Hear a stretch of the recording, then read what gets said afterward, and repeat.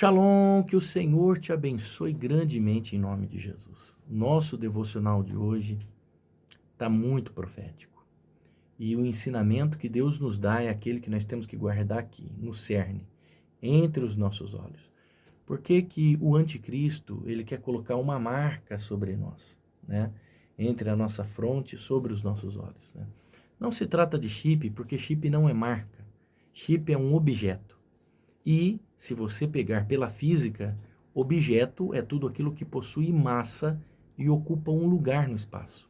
Marca não possui massa e nem ocupa um lugar no espaço.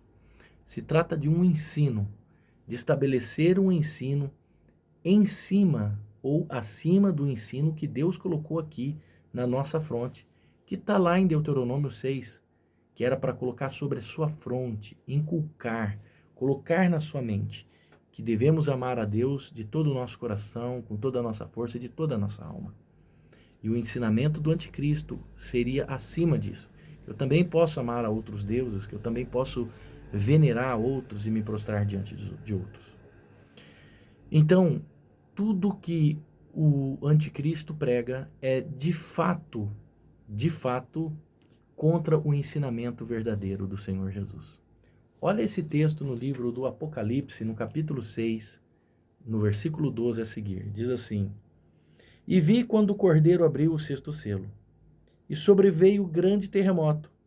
O sol se tornou negro, como saco de crina, a lua toda como sangue.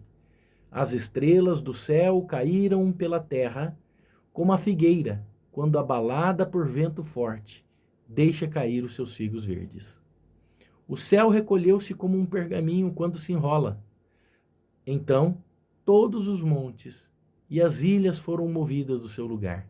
Os reis da terra, os grandes comandantes, os ricos, os poderosos, os escravos e todos os livres, aqueles que se esconderam na caverna e nos penhascos dos montes, disseram: os montes e os rochedos caiam sobre nós. Nós estamos vivendo os últimos dias que antecede a vinda do Mashiach, antecede a vinda do Senhor. As estrelas que João viu cair do céu, não se trata de estrelas caindo do espaço até o planeta Terra. Ele viu algo que parecia, ele diz assim, que veio um terremoto, o sol ficou escuro, né? Foi trevas. Esse clarão que João vê como estrela caindo dos céus, se trata de bombas que os homens jogam uns nos outros. E é interessante ainda mais que ele diz que essas estrelas caíram e abalou muito forte. Abalou o quê? A figueira. A figueira que é Israel. E colocou prematuramente os seus frutos no chão. Tá? E aí, o céu se recolheu, os montes, as ilhas foram movidas do lugar.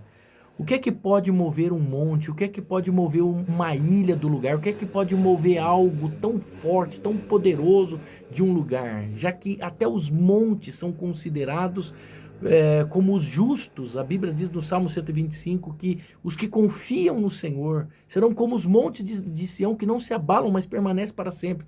O que é que pode mover os montes de Sião do lugar? O que é que pode mover uma ilha do lugar? Um ataque iminente de bombas nucleares, a ponto de fazer os ricos, a ponto de fazer os comandantes se esconderem em cavernas e em rochedos para poder fugir de tudo isso que estava acontecendo.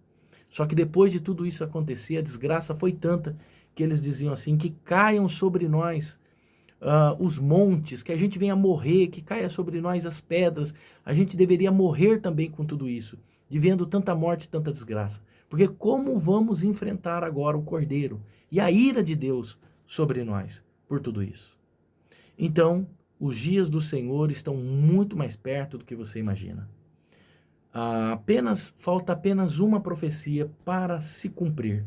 As duas últimas grandes profecias seriam a apostasia da igreja e a manifestação do Filho das Trevas. A apostasia da igreja já está acontecendo. A igreja do Senhor Jesus se desviou dos seus caminhos. E agora, nos lugares de adoração, nos lugares aonde era considerado sagrado, cenáculo, santuário do Senhor, nada mais é do que um ponto de entretenimento, onde as pessoas se encontram para ver umas às outras, para arrumar um namoro, para conhecer alguém, para ver algo diferente ou para participar de um entretenimento aplicado num palco, porque o altar deixou de ser altar, a igreja deixou de ser igreja. Até pipoca é servido na hora da pregação.